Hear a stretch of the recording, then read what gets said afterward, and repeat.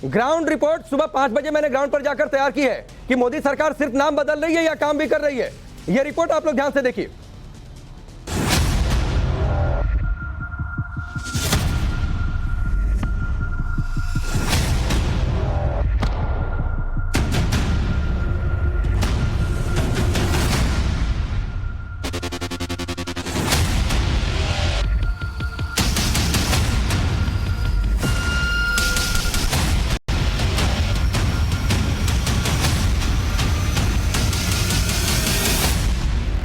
Delhi Mumbai expressway के शानदार सफर पर जो पहला चरण तैयार है, मैं और अभिषेक आपके साथ लगातार मौजूद हैं। पूर्व अमेरिकी राष्ट्रपति जॉन एफ कैनेडी ने कहा था कि अमेरिका इसलिए रिच है, अमेरिका इसलिए विकसित है क्योंकि वहां की सड़कें शानदार है। तो अभिषेक, उसी रास्ते पर हिंदुस्तान आगे बढ़ रहा है क्योंकि ऐसा एक्सप्रेसवे जैसा पूरी दुनिया में कहीं नहीं है, वो तैयार हो रहा है। देखिए, निश्चित रूप से अगर आपको आर्थिक गति चाहिए, देश को रफ्तार बढ़ाना है, तो आपको ऐसी सड़कें, ऐसे एक्सप्रेसवे बनानी पड़ेंगी। और जरा देखिए यहाँ पे मध्य प्रदेश ने कितना शानदार काम किया है। रतलाम में 3500 करोड़ की लागत से मल्टी लॉजिस्टिक पार्क बन रहा है, यानी रतलाम वो जगह है जहां से एक्सप्रेसवे गुजरेगा। यहाँ पर जिस बात का अभिषेक जिक्र कर रहे हैं, जब ये दिल्ली से एक्सप्रेसवे आगे बढ़ेगा, राजस्थान, मध्य प्रदेश, गुजरात, इन राज्यों से होकर गुजरेगा और जिन जिन शहरों से जो बड़े बड़े शहर आएंगे इस एक्सप्रेसवे के किनारे, वहां पर इकोनॉमिक डेवलपमेंट कैसे हो, अर्थ क्रांति कैसे तेज गति से आगे बढ़े, इस बात की भी व्यवस्था की जा रही है। देखिए, सारे जो राज्य हैं वो मीटिंग भी कर रहे हैं कि कहां से एक्सप्रेसवे के पॉइंट्स जहां पे कट रहे हैं वहां पे बिजनेस पार्क बनाएं, वहां पे लॉजिस्टिक पार्क बनाएं, ताकि जो उनके राज्य की अर्थव्यवस्था है उसको रफ्तार मिले। अब जरा सोचिए कि अगर आपको दिल्ली से यहाँ सामान लाना था मध्य प्रदेश, आपको 14-15 घंटे लगते थे। नहीं, और टूरिज्म कितना बढ़ेगा। आपको दिल्ली से जयपुर जाना है, अभी कितने लगते हैं? 6 घंटे। अगर मैं बिल्कुल, आप इस एक्सप्रेसवे से चढ़ेंगे तो आप सिर्फ 2 घंटे में जयपुर पहुंच जाएंगे। बिल्कुल, निश्चित रूप से 2 घंटे में आप जयपुर पहुंच सकते हैं। यानी कि नाश्ता कीजिए आप दिल्ली में और उसके बाद नहीं, चाय पीजिए दिल्ली में, नाश्ता कीजिए जयपुर में। बिल्कुल बिल्कुल, आप नाश्ता भी कर सकते हैं और दोपहर में प्याज की कचौड़ियां भी खा सकते हैं जयपुर में। एक चीज और आपको दिखाना, तस्वीर बहुत जरूरी है, क्योंकि आप ये देखिए मेरी बाईं ओर रेलवे ट्रैक है। आप सोचिए कितनी अद्भुत ये तस्वीर है। आप आमतौर पर आपको लगेगा जब ये एक्सप्रेसवे शुरू होगा, कभी आप इस सफर पर आगे बढ़ेंगे, आपको लगेगा नहीं कि आप हिंदुस्तान में हैं। जानवरों के लिए, जो जंगली जानवर है उनको सुरक्षा का ध्यान रखते हुए वहां पे ओवरपास बनाया जा रहा है, यानी कि जानवरों को कोई दिक्कत नहीं होगी। अक्सर आप सुनते होंगे एक्सप्रेसवे पे गाड़ियां टकराई जानवरों से और जानवरों की मौत, लेकिन यहाँ पे उसका विशेष ध्यान रखा गया है। बाकायदा शीशे लगाए जा रहे हैं, नॉइज कॉरिडोर बनाया जा रहा है ताकि जो बात अभिषेक कह रहे हैं, मैं आपको उदाहरण देकर समझाता हूँ। आपको मैं जरा नीचे की तस्वीर दिखाता हूँ। पंकज, जरा नीचे की तस्वीर दिखाइए। अब जब ये ग्रीन ओवरपास, ग्रीन अंडरपास, जैसे आपको बाउंड्री फिलहाल दिख रही है, ये लेन एक्सटेंशन के लिए बाउंड्री है, लेकिन ऐसे ही एक्सप्रेसवे जब फॉरेस्ट रिजर्व एरिया से होकर गुजरेगा और जो ग्रीन ओवरपास बनेगा, तो ऐसे ही शीशे की ऊंची दीवारें रहेंगी ताकि वहां से जानवर जो है ना आ पाए। दूसरी ये भी व्यवस्था की गई है कि आराम से, जैसे आपको टनल आपको दिख रही है ड्रोन के जरिए, जरा टनल दिखाइएगा, टनल दिखाइएगा जरा। ड्रोन के जरिए जो आपको टनल दिखाई दे रही है, ये टनल यहां पर है रेलवे के लिए, लेकिन वहां पर ऐसी टनल बनी होगी ताकि उसके नीचे से जानवर दूसरी ओर जा पाए। बिल्कुल, और वहां ग्रीन ओवरपास, वहां पे नॉइज प्रोटेक्टर भी लग रहा है। आप सोचिए कितना ज्यादा जरूरी है ये, जानवरों को परेशानी ना हो, जानवर आराम से अपने जो एटमॉस्फेयर है जंगल, वहां पे रह सके, गाड़ियों की आवाज उन तक ना पहुंचे, इसको लेकर भी विशेष ध्यान दिया जा रहा है। और वहां पे नॉइज शेल्टर लग रहा है कि आवाज बाहर ना निकले, गाड़ियां अपनी रफ्तार से चलें, 120 किलोमीटर की जो रफ्तार है, लेकिन जानवरों को जो नेचुरल रिसोर्सेज है उनको नुकसान ना पहुंचे। ग्रीन ओवरपास बनेंगे, ग्रीन अंडरपास बनेंगे, यानी ये सड़क भी टनल के ऊपर, टनल से होकर गुजरेगी, ये एक्सप्रेसवे भी टनल से होकर गुजरेगा, यानी जानवर ऊपर से होकर चले जाएंगे, उन्हें कोई दिक्कत नहीं होगी। वो देखेंगे, ठीक है, उनके लिए भी एक अलग तस्वीर होगी कि ये सड़क की तस्वीर है, गाड़ियों की तस्वीर है। बिल्कुल, कोविड में आपने देखा था रोड शांति था, लोग जो जानवर थे वो सड़क पे घूम रहे थे। ये एक और तस्वीर होगी जहाँ पे नीचे गाड़ियां चलेंगी, ऊपर देखिए जो टनल आपको नीचे से दिख रही थी, उस टनल के ठीक ऊपर हम मौजूद हैं और ये पुल है, ये पुल बना हुआ है और ऐसे ही कई जगहों पर टनल के जरिए से होकर ये रास्ता आगे बढ़ेगा, ये एक्सप्रेसवे रास्ता आगे बढ़ेगा। अभिषेक, अब दिल्ली मुंबई एक्सप्रेसवे पर जब आप चलेंगे और 12 घंटे में आप पहुंच जाएंगे, इतनी सुविधा आपको सरकार दे रही है, तो जाहिर सी बात है आपको टोल टैक्स देना होगा। और आप देखिए इस तरीके के टोल बूथ रहेंगे। लेकिन अभिषेक बताइए यूनिक क्या है? देश में कई सारे हाईवे हैं, कई सारे एक्सप्रेसवे हैं, वहां पर भी टोल टैक्स होता है, लेकिन इस पर टोल टैक्स कैसे कटेगा? देखिए, जब भी आप एक्सप्रेसवे पे जाते हैं तो आपको बड़ा सा एक बोर्ड दिखाई देता है, उसमें ऑलरेडी मेंशन होता है 2 पहिए, 3 पहिए, 4 पहिए।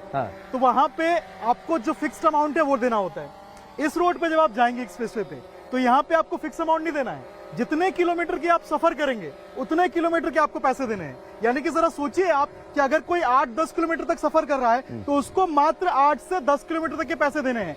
यानी कि जब आप एक्सप्रेसवे पे चढ़ेंगे तो नहीं, सिर्फ हालांकि लेकिन एक बात अभिषेक, 8-10 किलोमीटर के लिए तो कोई चढ़ने नहीं Correct. जाएगा, लेकिन यह है कि कई सारे बीच में एंट्री एग्जिट पॉइंट होंगे, आप कहां से चढ़कर कितनी दूरी तक जा रहे हैं वो बहुत कुछ तय करेगा। जीपीएस इनेबल्ड रहेगा तो आपकी जो डिस्टेंस है वो ऑटोमेटिकली मार्क्ड हो जाएगी। तो किलोमीटर जितने आप चलेंगे मात्र आपको उतने पैसे देने हैं, आपको ज्यादा पैसे वेस्ट नहीं करने हैं। और आप ये देखिए कितना विशाल, किसी स्टेडियम की तरीके का टोल बूथ है। आप देखिए ऐसे तरीके के स्ट्रक्चर जो होते हैं अभिषेक, वो आमतौर पर स्टेडियम में मौजूद होते हैं, लेकिन चूंकि दुनिया का लंबा एक्सप्रेसवे है, एशिया का सबसे शानदार एक्सप्रेसवे है, तो टोल बूथ भी तो उसी लेवल का होगा। देखिए निश्चित रूप से मुझे एक फिल्म की याद आ गई। एक मैं अमेरिकन फिल्म देख रहा था, वहां भी इस तरह का कुछ टोल था और आपने अमेरिकन प्रेसिडेंट की बात भी की थी, John F Kennedy, John F जिन्होंने कहा था कि अमेरिका इसलिए रिच है, अमेरिका इसलिए डेवलप्ड है क्योंकि वहां की सड़कें शानदार है। तो सोचिए इतनी शानदार सड़कें जब हिंदुस्तान में होंगी तो हिंदुस्तान भी उसी तरीके से डेवलप करेगा। और एक और बात है अभिषेक, जो आप जिक्र कर रहे थे, NHAI का दफ्तर, इमरजेंसी फैसिलिटीज हर टोल बूथ पर होंगी जहां पर एंट्री एग्जिट पॉइंट है। निश्चित रूप से लोगों को परेशानी ना हो। अगर टोल बूथ में कोई दिक्कत आती है तो आप अपने कंप्लेन को लेकर NHAI के ऑफिस में जा सकते हैं, तुरंत सामने बनाया गया है। मेडिकल इमरजेंसी होती है आप वहां जा सकते हैं, किसी भी तरीके से रास्ते में आपको परेशानी होती है आप वहां पे जाके अपने परेशानी का समाधान पा सकते हैं। और ये सिर्फ यहाँ नहीं है, जहां जहां से एंट्री करेंगे आप, हर एक पॉइंट पे NHAI के दफ्तर बने हुए हैं, आप जाइए, आपको आपकी परेशानी का वहां पे समाधान ढूंढने की कोशिश की तो जाए। एक अलग अनुभव ना सिर्फ आपको यात्रा का मिलेगा, ड्राइविंग का मिलेगा, रोड जर्नी का मिलेगा, रोड ट्रिप का मिलेगा, बल्कि एक अलग अनुभव आपको टोल टैक्स सिस्टम का भी मिलेगा। एक और बात राकेश, देखिए ये भीड़ ज्यादा हो जाएगी तो क्या करेंगे, यहाँ पे टोटल 30 पॉइंट दिए गए हैं। देखिए अगर आप काउंट करेंगे तो 15 पॉइंट आने के लिए और 15 पॉइंट जाने के लिए, यानी कि लंबा लाइन भी 15 पॉइंट से आप आराम से जाइए एक एक करके और आपके टोल वहां पे कटते जाएंगे। अब देखिए टोल टैक्स का सिस्टम हमने आपको बता दिया, लेकिन ये हाईवे देश की सामरिक ताकत में कितना इजाफा करेगा ये आपको बताएंगे। कुछ इसी तरीके की हवाई पट्टियां आप देखिए, कुछ इसी तरीके की हवाई पट्टियां तैयार मिलेंगी। आप दिल्ली से आगरा जाइए, लखनऊ जाइए, वहां पर भी हवाई पट्टी है और किस तरीके से जो फाइटर प्लेन्स हैं वो वहां पर लैंड कर सकते हैं, टेक ऑफ कर सकते हैं, वो तस्वीरें आपने देखी है। लेकिन अभिषेक जरा बताइए, दिल्ली से मुंबई का 1350 किलोमीटर का ये एक्सप्रेसवे, इस पर कितनी हवाई पट्टियां होंगी?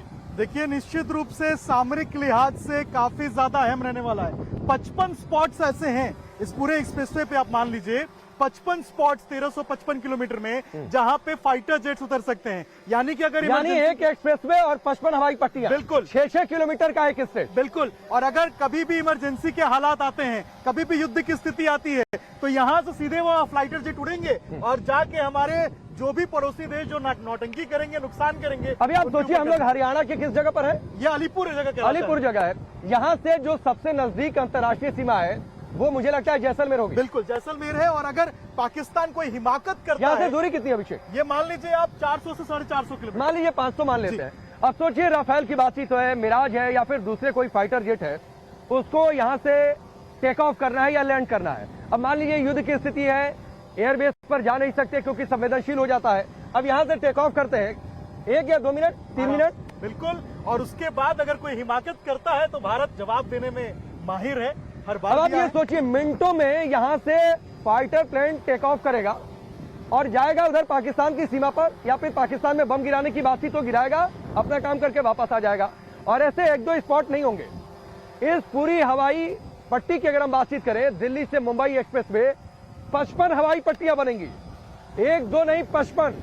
और अब आप ये सोचिए, और स्टेज देखिए कितना लंबा है ये। कई बार हवाई पट्टियां एक्सप्रेसवे पे बनती हैं तो एक छोटे से पैन के लिए होती है, एक छोटे से टर्म के लिए होती है, लेकिन 6 किलोमीटर का लंबा इसको स्ट्रेच किया गया है और चौड़ाई भी इसकी काफी ज्यादा है। तो आप राफेल को भी उतार सकते हैं, मिराज को भी उतार सकते हैं, हेलीपैड्स बनाए गए हैं। तो हर एक दृष्टि से, हर एक सिचुएशन के लिए, यानी आप ये सोचिए हेलीपैड बनेगा, हवाई पट्टियां बनेंगी, ये सामरिक ताकत को बढ़ाएगा, पेट्रोल आपका बचेगा, पैसा आपका बचने वाला है, कार्बन का उत्सर्जन कम होगा, ग्रीनरी होगी, प्रकृति का कितना ध्यान रखा जा रहा है, फॉरेस्ट एरिया आ रहे हैं, जानवरों को भी दिक्कत नहीं हो रही है। कहीं आपने दुनिया में सोचा है इतनी सारी बातों का ध्यान रखा जाए रोड बनाते समय? अभी तक हमने दिखाया आपको कि आखिर एक्सप्रेसवे की खासियत क्या है, क्या क्या सुविधाएं आपको मिलेंगी जब आप दिल्ली से मुंबई जाएंगे या मुंबई से दिल्ली जाएंगे इस एक्सप्रेसवे के जरिए, लेकिन कितना आरामदायक ये सफर रहेगा, कितने झटके आपको महसूस होंगे, ये भी हम आपको बताएंगे। अभी एक टेस्ट करेंगे हम। राकेश मौजूद है आगे गाड़ी की सीट पे। राकेश जरा बताइए। बिल्कुल, देखिए अगर आप इतने लंबे एक्सप्रेसवे पर हैं, कोई ऑफिशियल काम है, आप लैपटॉप ऑन कर लीजिए, पानी का गिलास आप सामने रख दीजिए और देखिए गाड़ी की स्पीड है 120। मैं चाहूंगा पंकज आपको स्पीडोमीटर पर दिखाएं। 120 इस एक्सप्रेसवे पर लिमिट है, यानी आप गाड़ी लेकर चलेंगे तो 120 से ज्यादा की स्पीड नहीं। पानी जो है शीशे के गिलास में हमने भर कर रखा है। देखिए पानी गिरेगा नहीं और इससे आप अंदाजा लगाइए कि आपको झटके कितने कम लगेंगे। और उसके बाद आप लैपटॉप ऑन करिए अभिषेक, और आराम से जो भी काम है, कोई ऑफिशियल काम है, मेल आपको टाइप करना है या फिर अपनी टीम के साथ अगर आपको बातचीत करना है, मेल ऑन कर लीजिए और उसके बाद जो है आप टीम से बातचीत करते रहिए, चैट करिए, कनेक्ट करिए और जरूरत पड़ने पर फिर आप पानी का ग्लास उठाइए और आप पी भी सकते हैं निश्चित रूप से। और राकेश, इसको अगर आप रखेंगे वहां पे तो अमूमन एक्सप्रेसवे पे जब हमने देखा है कि जब गाड़ियां चलती हैं तो एक अजीब तरह की हलचल होती है बॉडी में भी और लोग हरास में ही हो जाते हैं, लेकिन यहाँ पे देखिए ग्लास टेढ़ी है अभिषेक, बिल्कुल ग्लास टेढ़ी है, उसके बावजूद पानी बिल्कुल छलक नहीं रहा। गाड़ी की स्पीड 120 जरा स्पीड मीटर दिखाइए। 120 गाड़ी की स्पीड है और यही एक्सप्रेसवे की स्पीड लिमिट भी है। आप जब भी गाड़ी लेकर आइएगा तो 120 से ज्यादा मत चलिएगा, वरना आपका पैसा कट जाएगा, चालान कट जाएगा। हर जगह 500 मीटर पर सीसीटीवी कैमरे हैं। और देखिए पानी हिल भी नहीं रहा है। नहीं, एक चीज और आ गई अभिषेक, जरा वो तस्वीर मैं चाहूंगा पंकज दिखाइए। छोटी गाड़ियों के लिए, 4 व्हीलर्स के लिए 120 स्पीड लिमिट है। बस बड़ी गाड़ियां हैं उनके लिए 100 और ट्रक वगैरह है तो उनके लिए 80। ओवरटेक के लिए लेन अलग से है। तो ये जब आप जाएंगे तो ये स्पीड लिमिट का आपको ध्यान रखना है। लेकिन ये सफर कितना आरामदायक है, एक बार फिर से गाड़ी की स्पीड 120 किलोमीटर प्रति घंटे। शीशे के ग्लास में पानी भरा हुआ है और आप देखिए किस तरीके से पानी बिल्कुल छलक नहीं रहा। और राकेश देखिए हिल भी नहीं रहा है, अगर मूवमेंट देखें तो बहुत कम है। बिल्कुल, अमूमन ऐसा देखने को मिलता नहीं है जब गाड़ियां इतनी स्पीड चलती हैं। और आप आराम से लैपटॉप पर कोई भी ऑफिस का काम करिए, टीम के साथ आप चैट करिए, आप अपनी बातें करिए, ऑफिस का काम निपटाते रहिए। शानदार नेटवर्क आपको मिलेगा और पानी का ग्लास आगे, कुछ स्नैक्स वगैरह भी आप रख सकते हैं यहाँ पर, तो आप स्नैक्स खाते रहिए, पानी पीजिए, लैपटॉप से काम करिए। तो ये सफर है आपका दिल्ली मुंबई एक्सप्रेसवे पर। ऐसा एक्सप्रेसवे जो हिंदुस्तान में नहीं है अभी तक, एशिया में नहीं है, दुनिया में इतना लंबा एक्सप्रेसवे नहीं है। तो ये सफर बेहद मनोरंजक रहा है अभिषेक के साथ। और अभी तो इसके पहले चरण का उद्घाटन प्रधानमंत्री कर रहे हैं दौसा तक। जल्दी अगले 2 सालों में, मैं ठीक हूं अभिषेक, अगले 2 सालों में ये पूरा एक्सप्रेसवे रेडी हो जाएगा। उसके बाद आप फराटा भर पाएंगे। बिल्कुल। तो ये रिपोर्ट आपने देखी ग्राउंड पर जाकर। मैंने इसीलिए सुबह 5 बजे से मैं ग्राउंड पर था और इसीलिए इस रिपोर्ट को तैयार किया कि इस देश में सिर्फ नाम बदलने की सियासत हो रही है या फिर काम भी हो रहा है। उस काम का एक जीता जागता उदाहरण आपने देखा। ऐसा एक्सप्रेसवे जो हिंदुस्तान में किसी ने नहीं देखा, ऐसा एक्सप्रेसवे जो एशिया में कहीं नहीं है, इतना लंबा एक्सप्रेसवे जो पूरी दुनिया में कहीं नहीं है। इसीलिए ये ग्राउंड रिपोर्ट हमने आपको तैयार की है ताकि सिक्के के दोनों पहलू आपको पूरी तरीके से साफ साफ दिखाई दे। चलिए, राष्ट्रवाद में फिलहाल अभी के लिए बस इतना ही।